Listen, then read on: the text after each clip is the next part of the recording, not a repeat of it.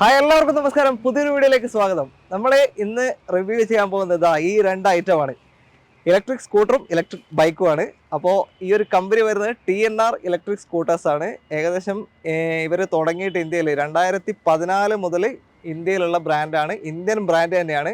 അപ്പോൾ ഇവരുടെ ഹോൾസെയിൽ ഡീലറായിട്ടുള്ള കേരളത്തിൽ തൃശ്ശൂർ പാലിയേക്കരയുള്ള TNRൻ്റെ ഡീലർഷിപ്പിലാണ് നമ്മൾ ഇപ്പോൾ ഈ ഒരു സ്റ്റോക്ക് നമുക്ക് ലഭിച്ചിരിക്കുന്നത്. അപ്പോൾ ഇവരുടെ കാര്യങ്ങളാണ് നമ്മളിന്ന് ഡിസ്കസ് ചെയ്യാൻ പോകുന്നത്. നമ്മുടെ പെട്രോളിൻ്റെ വില അനുദിനം വർദ്ധിച്ചുകൊണ്ടിരിക്കുകയാണ്. അപ്പോൾ എല്ലാവരും ഇനിയുള്ള കാലഘട്ടത്തിൽ ഇലക്ട്രിക് സ്കൂട്ടേഴ്സിലേക്ക് മാറും. അപ്പോൾ ഇലക്ട്രിക് സ്കൂട്ടേഴ്സിൻ്റെ ഒരു കോമ്പറ്റീഷനാണ് ഇനി നടക്കാൻ പോകുന്നത്. അപ്പോൾ ആ ഒരു കോമ്പറ്റീഷനിൽ ഇവർ വിജയിക്കുമെന്ന് നമുക്ക് ഇവരുടെ ഡീറ്റെയിൽ കണ്ടതിന് ശേഷം നമുക്ക് പറയാം. അതേപോലെ തന്നെ ഈ ഒരു TNR ഇലക്ട്രിക് സ്കൂട്ടേഴ്സ് കേരളത്തിൽ ഡീലർഷിപ്പുകൾ കൊടുക്കാൻ നോക്കുന്നുണ്ട്. അപ്പോൾ ഡീലർഷിപ്പ് എടുക്കാൻ താല്പര്യമുള്ളവർക്കും ഈ ഒരു വീഡിയോ നിങ്ങൾക്ക് ഉപകാരപ്പെടുന്നതാണ്. അപ്പോൾ ഇവരുടെ ഡീറ്റെയിൽ നമുക്ക് വീഡിയോയിൽ തന്നെ കാണാം.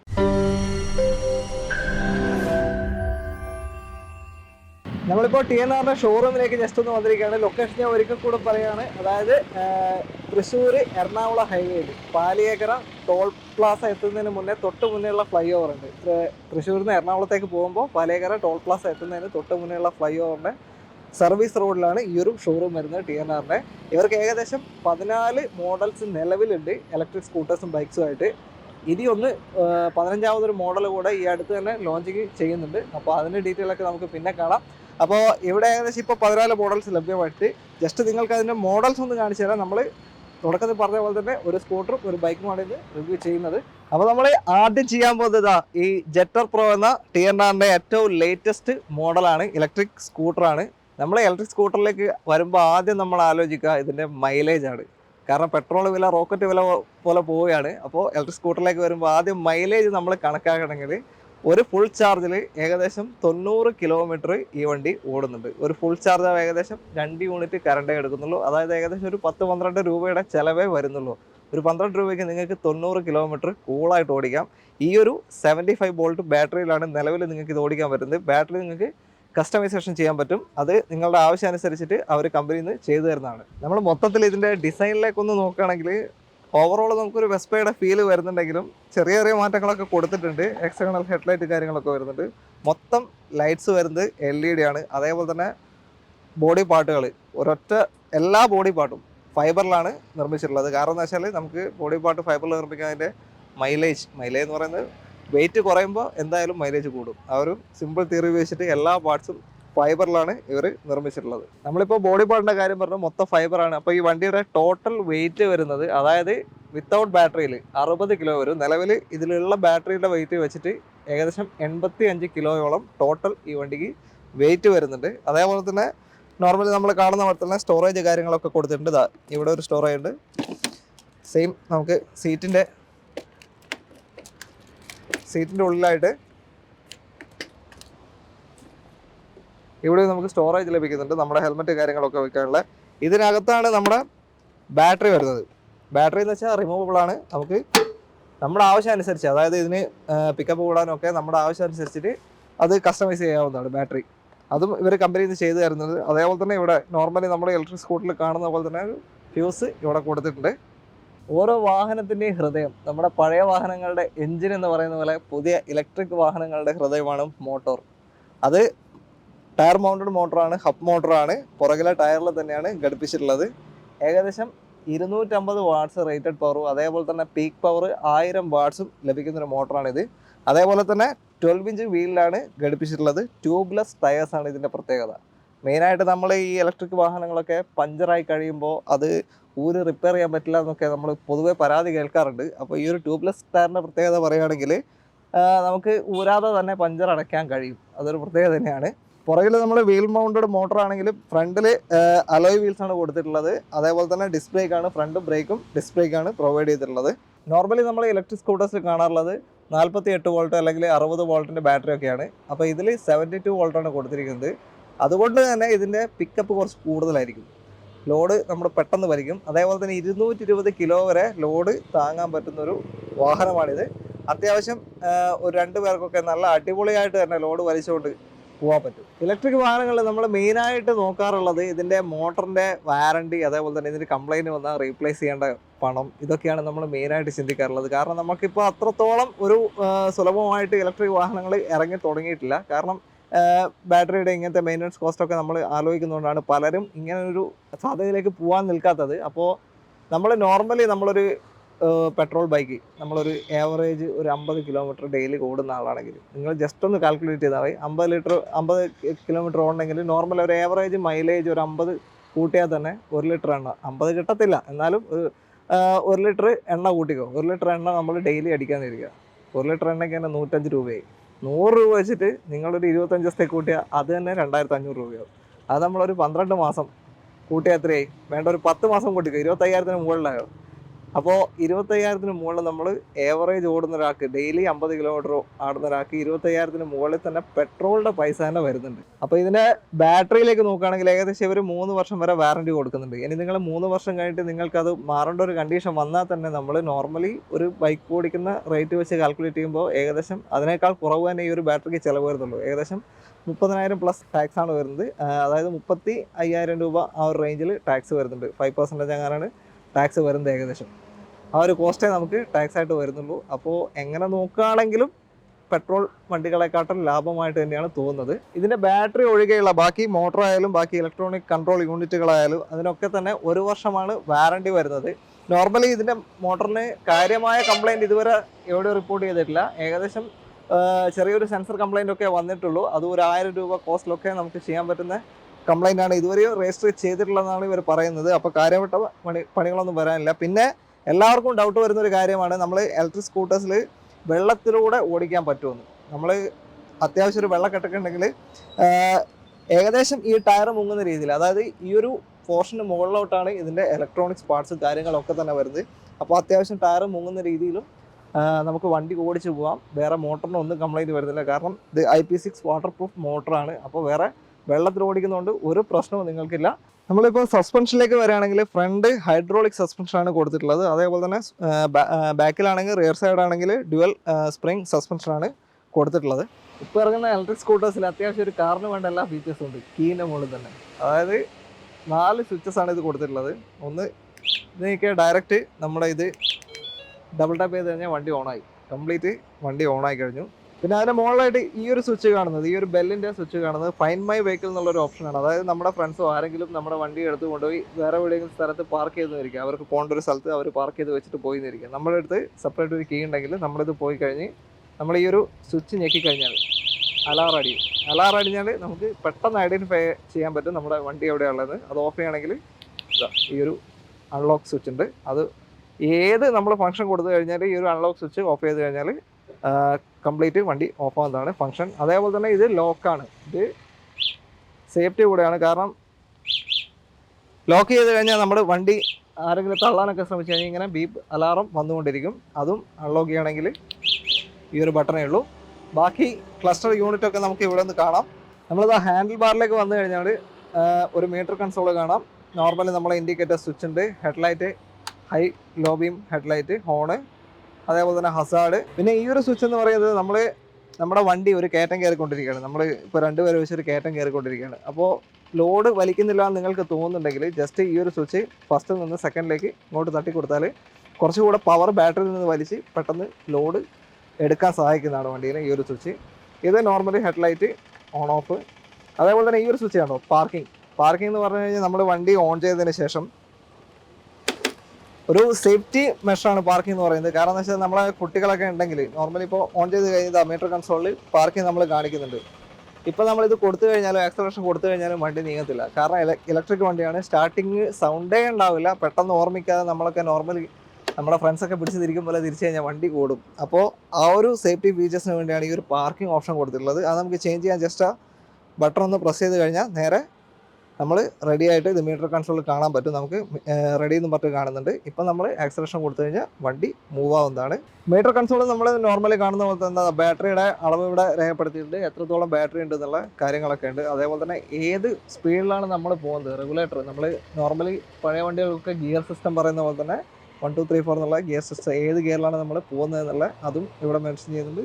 പിന്നെ സ്പീഡ്, കിലോമീറ്റർ, ഏതിലാണുള്ളത്, പാർക്കിംഗ് ആണോ റിവേഴ്സ് ആണോ, റിവേഴ്സ് ഗിയർ പാർക്കിംഗ് ഏതിലാണുള്ളതെന്ന് വെച്ചാൽ അതും എല്ലാം ഇവിടെ വ്യക്തമാക്കുന്നുണ്ട്. പിന്നെ നമുക്ക് ഇതിൽ എന്തെങ്കിലും ടെക്നിക്കലായിട്ടുള്ള കംപ്ലൈൻറ്റ് വന്നു കഴിഞ്ഞാൽ ഇവിടെ 3-4 ചിഹ്നങ്ങൾ കൊടുത്തിട്ടുണ്ട്. അതായത് ഫസ്റ്റ് മോട്ടർ, അതിൻ്റെ ലൈറ്റ് കത്താൻ ചാൻസ് ഉണ്ട്. മോട്ടർ സംബന്ധമായ എന്തെങ്കിലും കംപ്ലൈൻറ്റ് ഉണ്ടെങ്കിൽ നിങ്ങൾക്ക് മോട്ടറിൻ്റെ ഒരു ഇൻഡിക്കേഷൻ കാണിക്കുന്നുണ്ട്. പിന്നെ സെക്കൻഡായിട്ട് കാണുന്നത് ത്രോട്ടിലാണ്.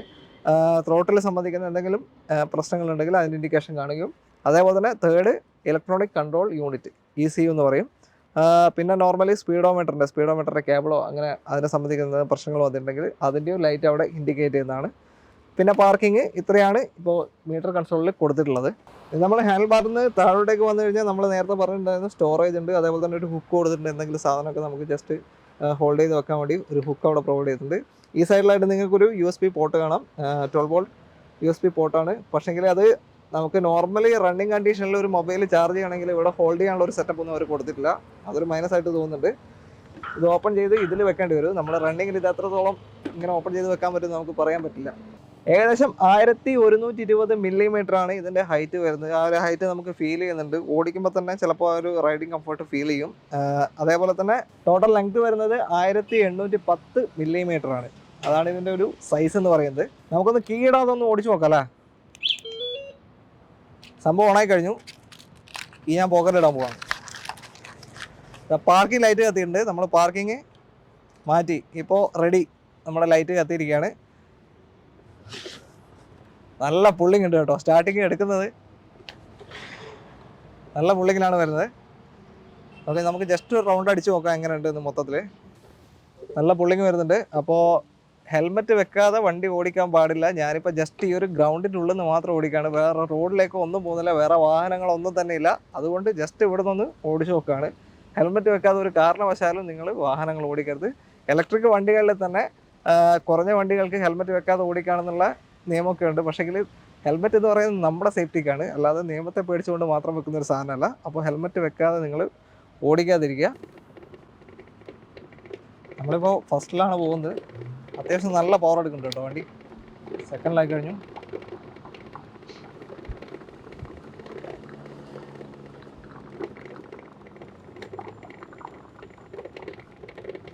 അത്യാവശ്യം നല്ല പവറിലാണ് വണ്ടി പോകുന്നത്. ഇപ്പോൾ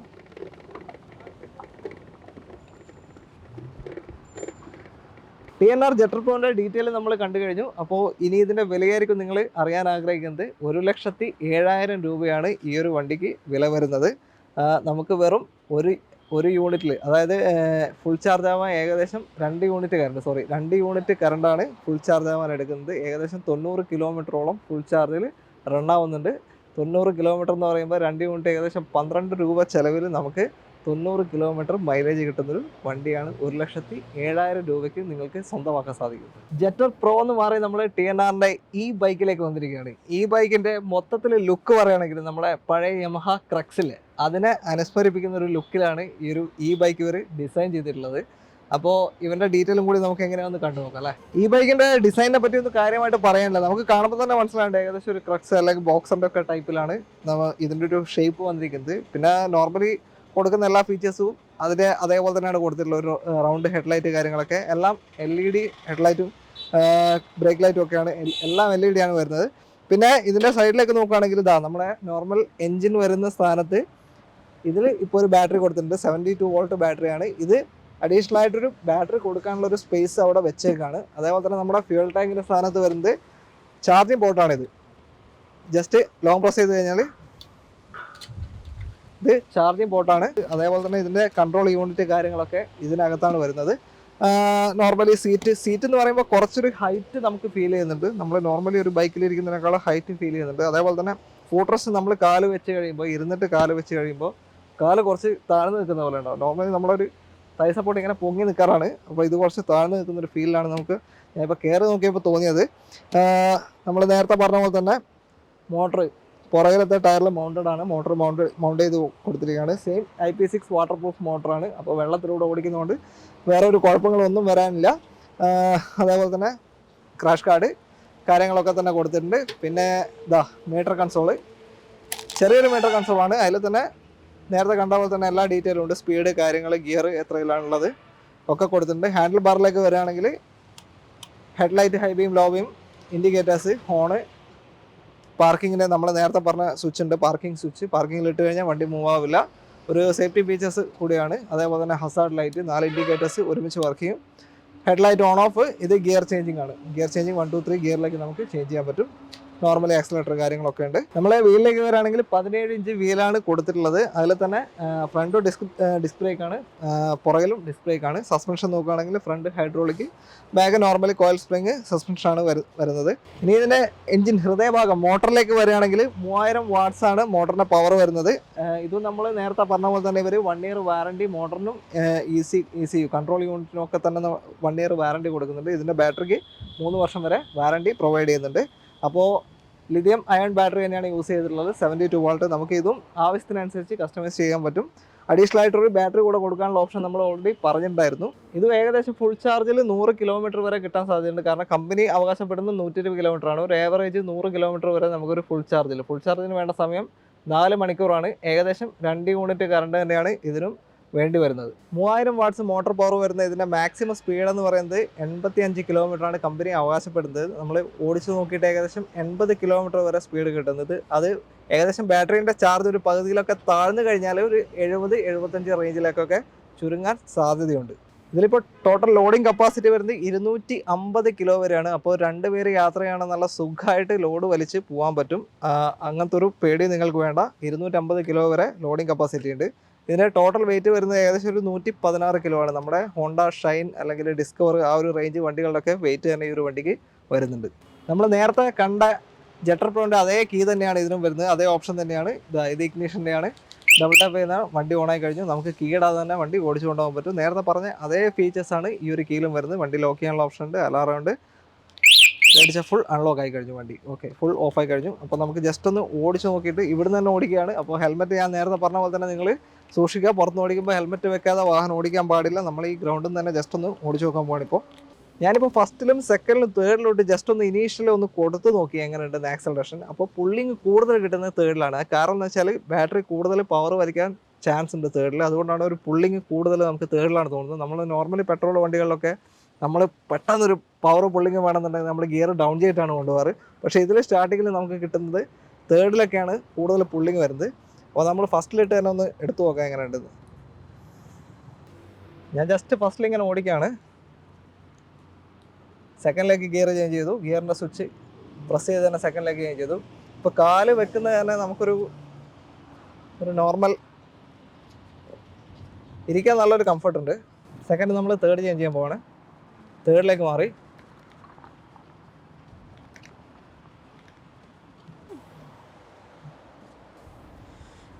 കുഴപ്പമില്ല, ഓടിച്ച് നോക്കിയിട്ട് നമ്മൾ ജസ്റ്റ് ഒന്ന് ഓടിച്ചിട്ടുള്ള ഇവിടുന്ന് നമുക്ക് പാർക്കിങ്ങിലേക്ക് തന്നെ ഇടാം.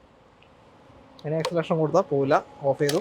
അപ്പോൾ നമ്മൾ 2 മോഡലിൻ്റെ ഡീറ്റെയിൽ കണ്ടു കഴിഞ്ഞു. TNR ജെറ്റർ പ്രോയും കണ്ടു കഴിഞ്ഞു. അതേപോലെ തന്നെ TNR ഈ ബൈക്കിൻ്റെ ഡീറ്റെയിൽ നമ്മൾ കണ്ടു കഴിഞ്ഞു. ഇത് മാത്രമല്ല ഇനിയും ഒരുപാട് മോഡൽസ് നമ്മൾ തുടക്കത്തിൽ നമ്മൾ ഷോറൂമിൽ കാണിച്ചിട്ടുണ്ടായിരുന്നു. ഒരുപാട് മോഡൽസ് അവരുടെ അടുത്ത് ലഭ്യമായിട്ടുണ്ട്. അപ്പോൾ നിങ്ങളുടെ ആവശ്യാനുസരണം ഏത് വേണമെന്നുള്ളത് നിങ്ങൾ അങ്ങോട്ടേക്ക് കോൺടാക്ട് ചെയ്ത് കഴിഞ്ഞാൽ അവർ കറക്റ്റ് ഡീറ്റെയിൽ ഒക്കെ പറഞ്ഞു തരുന്നതാണ്. അതേപോലെ തന്നെ നമ്മൾ തുടക്കത്തിൽ പറഞ്ഞിട്ടുണ്ടായിരുന്നു ഡീലർഷിപ്പ് തുടങ്ങാൻ താല്പര്യമുള്ളവർക്ക് TNRൻ്റെ ഡീലർഷിപ്പ് കേരളത്തിൽ തുടങ്ങാൻ താല്പര്യമുള്ളവർക്കും അങ്ങോട്ടേക്ക് കോൺടാക്ട് ചെയ്യാവുന്നതാണ്. നമ്മൾ കോൺടാക്ട് നമ്പർ നമ്മൾ ഡിസ്ക്രിപ്ഷനിൽ കൊടുത്തിട്ടുണ്ട്. അവർ പറഞ്ഞ സ്റ്റാർട്ടിങ് ഏകദേശം ഒരു 8 ലക്ഷം രൂപ, അതായത് മിനിമം സ്റ്റോക്ക് ഒരു 12 വണ്ടി സ്റ്റോക്ക് വെക്കാനുള്ള ഒരു സൗകര്യം. അതവർ പറയുന്ന ഒരു സ്റ്റാൻഡേർഡിലുള്ള റൂമും കാര്യങ്ങളൊക്കെ സെറ്റ് ചെയ്ത് കഴിഞ്ഞാൽ അതിന് ഏകദേശം ഒരു കോസ്റ്റാണ് മിനിമം ഒരു 8 ലക്ഷം രൂപ. അപ്പോൾ അങ്ങനെ ഒരു ഡീലർഷിപ്പ് തുടങ്ങുന്നത് താല്പര്യമുള്ളവർക്കും അങ്ങോട്ടേക്ക് കോൺടാക്ട് ചെയ്യാം. ഈ ഒരു വീഡിയോ നിങ്ങൾക്ക് ഇഷ്ടപ്പെട്ടിട്ടുണ്ടെങ്കിൽ ദയവായിട്ട് ലൈക്ക് ചെയ്യാനും ഷെയർ ചെയ്യാനും കമൻറ്റ് ചെയ്യാനും ഒന്നും തന്നെ മറന്നു പോകരുത്. നിങ്ങളുടെ കൂടുതൽ സംശയങ്ങൾ എന്തും തന്നെ നിങ്ങൾക്ക് ഷോറൂമിലേക്ക് കോൺടാക്ട് ചെയ്യാവുന്നതാണ്. അപ്പോൾ അടുത്തൊരു വീഡിയോ കാണും വരെ നമുക്ക് ഇവിടെ പറയാം. ബൈ.